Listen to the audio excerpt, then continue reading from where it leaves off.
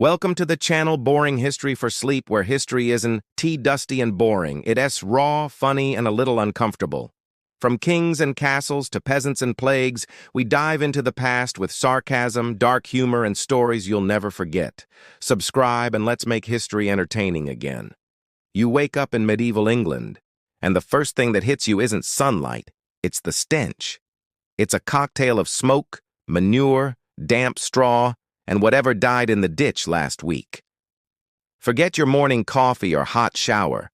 Your alarm clock is a rooster screaming in your ear, and your neighbor's baby crying because it is hungry again. You sit up on your lumpy straw mattress, scratching at the fleas that are basically your roommates, and try to remember what century it is. Spoiler, it doesn't matter because whether it's 1066 or 1400, you're still going to smell like turnips and disappointment. Outside, the village is waking up. Smoke curls out of low, thatched huts, and you hear the distant clang of a blacksmith hammering away, shaping tools or horseshoes that no one can really afford. Chickens scatter around your feet as you stumble out the door, and somewhere nearby a pig squeals, which means either breakfast is about to get interesting or someone just stepped on its tail. If you're lucky, you'll grab a chunk of yesterday's bread, which is so hard you could use it as a weapon, and wash it down with weak ale because the water is basically just a bacteria party. Congratulations! You've made it through another medieval morning. Now don't get too comfortable because England is a mess. Depending on the year, your king might be William the Conqueror, or Richard the Lionheart, or Henry who can keep track, and each of them is busy fighting wars, raising taxes, or generally making your life miserable. You? You're a tiny cog in the feudal machine. You work the land for the Lord works for the king, and the king works for God. Or at least that's what he tells everyone. It's like a giant medieval pyramid scheme, except there's no chance you're ever moving up. And let's not sugarcoat it. Life is brutal. You're worried about disease, famine, invaders, and taxes, and not necessarily in that order. Miss a few days in the fields because you're sick? Too bad. The Lord still wants his share of grain, and if you can't pay, you might end up borrowing from your neighbor and starting a feud that lasts 3 generations.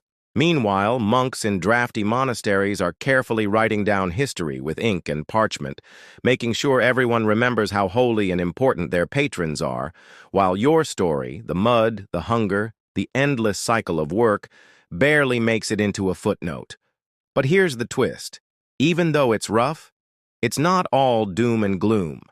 Festivals break up the grind with drinking, dancing, and enough questionable meat pies to give half the village food poisoning. Jesters, minstrels, and traveling performers pass through, giving you something to laugh at besides your neighbor falling into the pigsty again. And the church bells ring out, reminding you that heaven is supposedly waiting, though judging by how much life already feels like hell, you're not entirely sure that's a good deal. So here you are, standing ankle-deep in mud, staring at a world where every day is a fight just to survive, where power is measured in land and loyalty, and where the line between life and death is about as thin as your breakfast porridge. Welcome to medieval England, my friend, the original reality show you never signed up for. Your job isn't something you choose. It's something you were born into. Like a really bad subscription service you can cancel. If your dad was a farmer, congratulations, you're a farmer.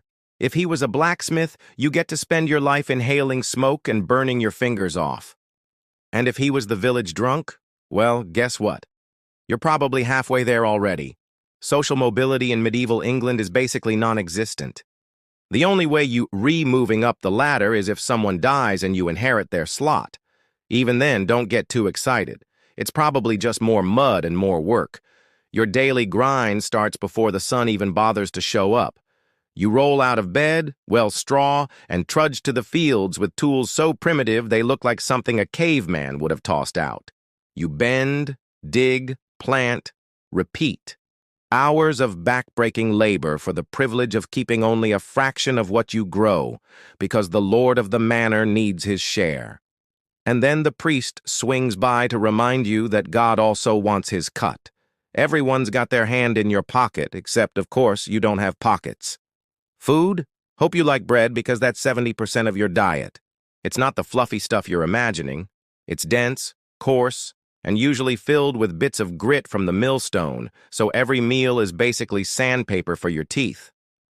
If you're really lucky, you get some pottage, which is just a never-ending stew of whatever vegetables haven't rotted yet, reheated day after day until it tastes like disappointment with a hint of cabbage.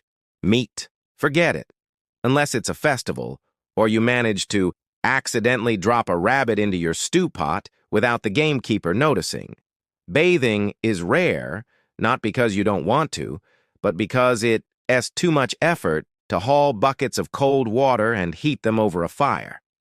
Besides, everyone smells, so the bar is set pretty low. Your best shot at a scrub down is in the summer when you sneak into a river. Soap? If you can get it, it's made of animal fat and lye, which is just medieval for burn your skin off. Personal hygiene isn't winning any awards, which might explain why people keep dropping dead from infections. Entertainment isn't much better. When you're not working, you're either praying, sleeping, or finding creative ways not to die of boredom.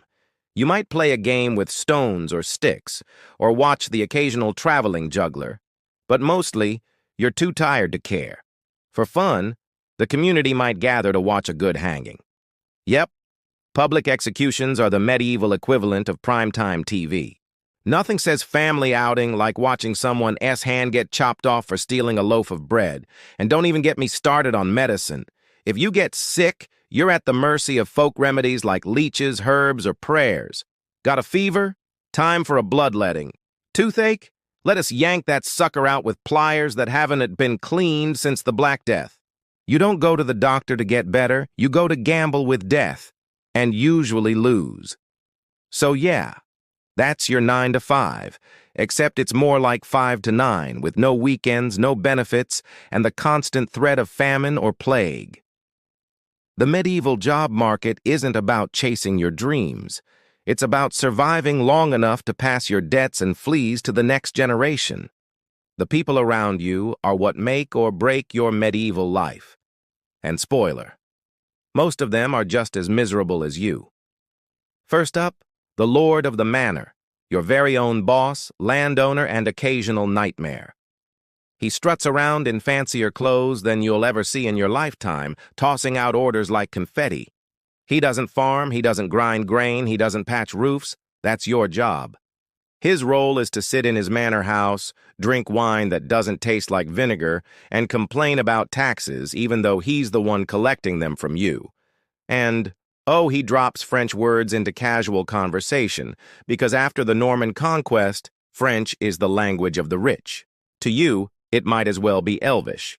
Then there's the parish priest, your supposed link to salvation.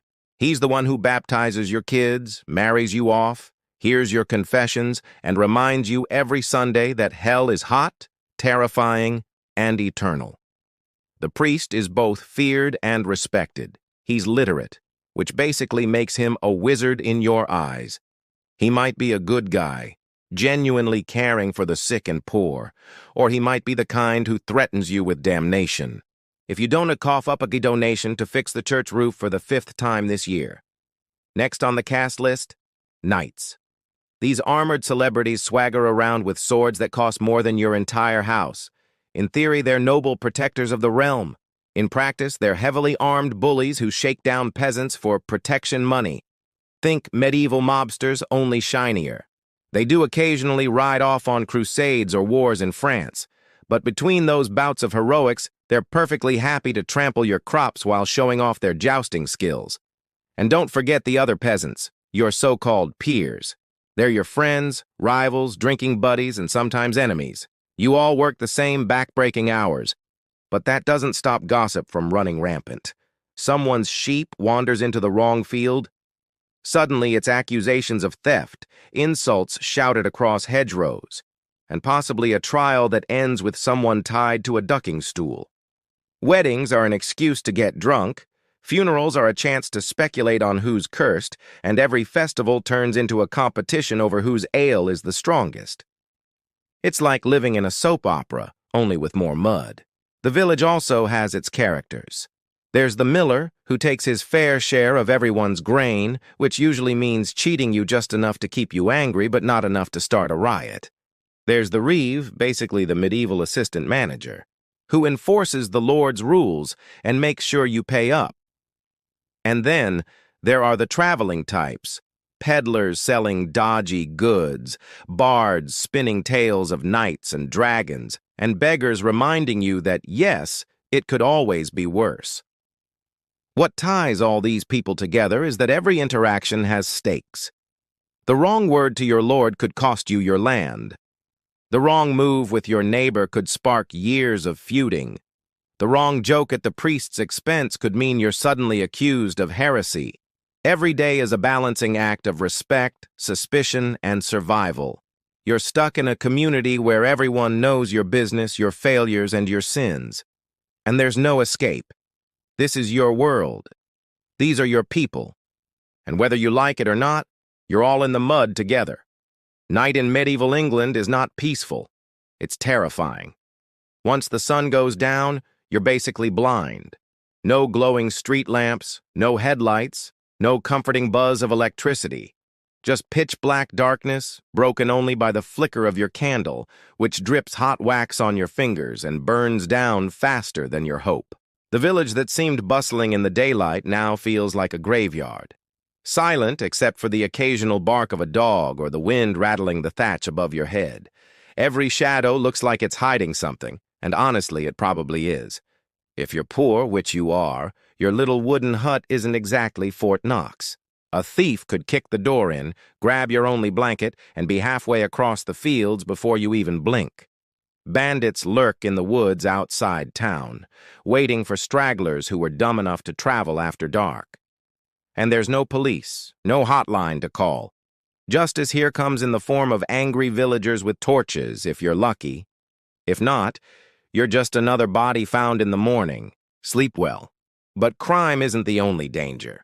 Disease doesn't take a break when the sun goes down.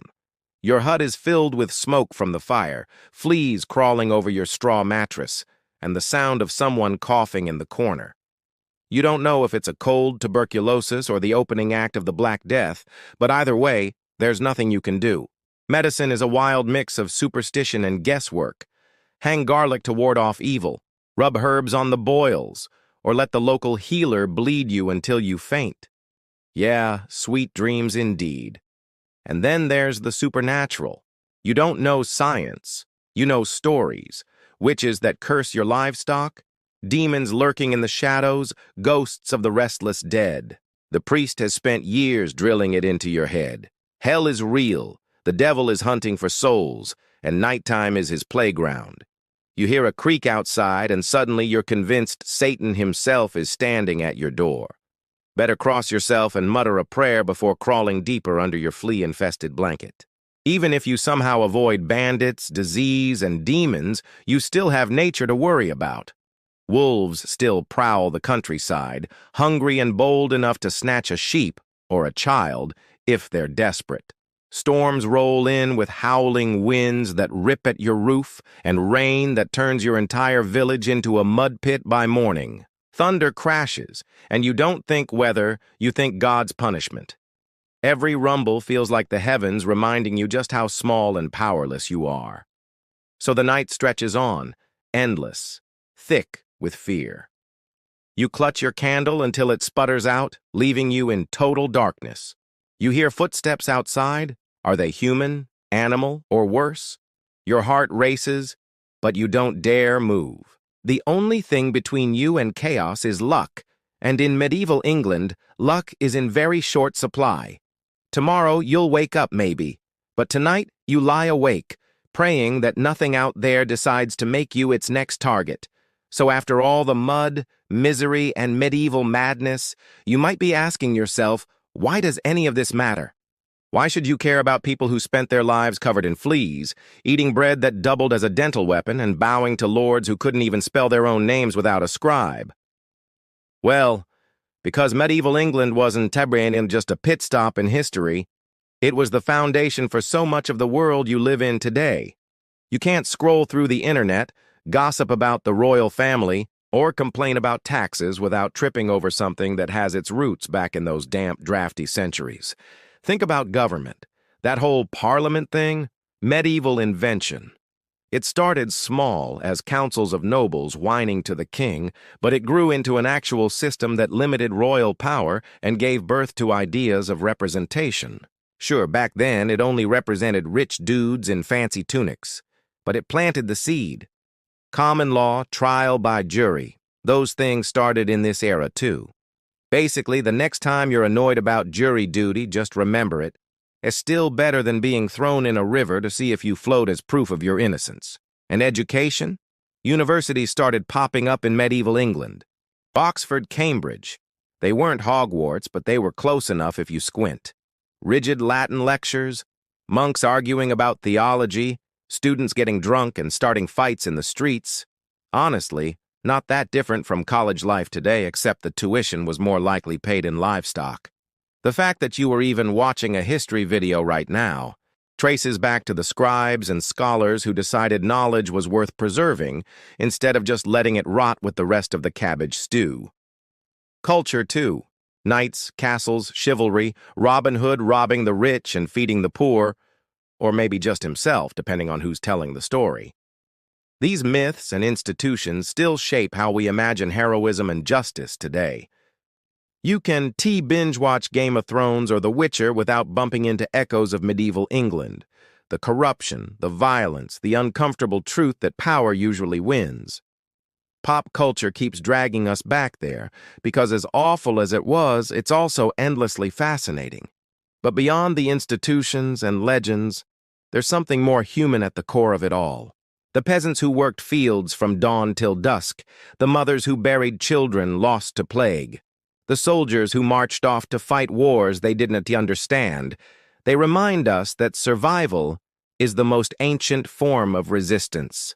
They didn't have antibiotics or running water or Netflix, but they kept going anyway. And that's worth remembering because it proves resilience isn't modern, it's timeless. So, yeah, medieval England was brutal, unfair, and often downright disgusting. But it was also the crucible that forged ideas we still live by, stories we still tell, and warnings we'd be smart not to ignore. The question is, if you were dropped into that world, scratching at fleas, clutching your candle, praying the stew doesn't kill you, would you actually make it out alive?